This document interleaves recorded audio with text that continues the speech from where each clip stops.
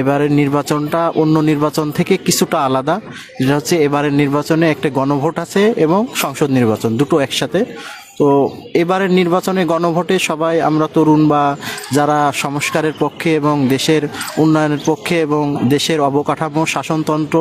এবং ক্ষমতার বিকেন্দ্রীকরণের পক্ষে তারা সবাই হ্যাঁ ভোটের পক্ষে মতামত দিয়েছি এবং আমরা হ্যাঁ ভোটের পক্ষে অনেক ক্যাম্পেইনও করছি, সরকারের পক্ষ থেকেও ক্যাম্পেইন করা হচ্ছে। প্লাস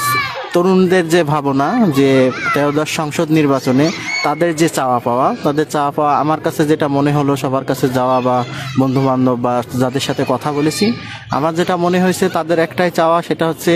বিগত 16-17 বছর যেভাবে ফ্যাসিজম চলেছে সেটা যাতে আর না হয়, ফ্যাসিজমের রাস্তা চিরতরে বন্ধ হয় এবং আগামী দিনে যে নির্বাচনের মাধ্যমে যারা জয়ী হবেন বা আসবেন তারা যাতে আমাদের সরকার কাঠামো বলেন বা রাষ্ট্র কাঠামো বলেন বা ক্ষমতার বিকেন্দ্রীকরণ যেটা আমরা হ্যাঁ ভোটে পাইছি যেসব টপিকগুলো, এর ভিত্তিতে একটা সুন্দর রাষ্ট্র গড়বে এবং রাষ্ট্রের ক্ষমতার বিকেন্দ্রীকরণ থাকবে, একজনের হাতে সকল ক্ষমতা থাকবে না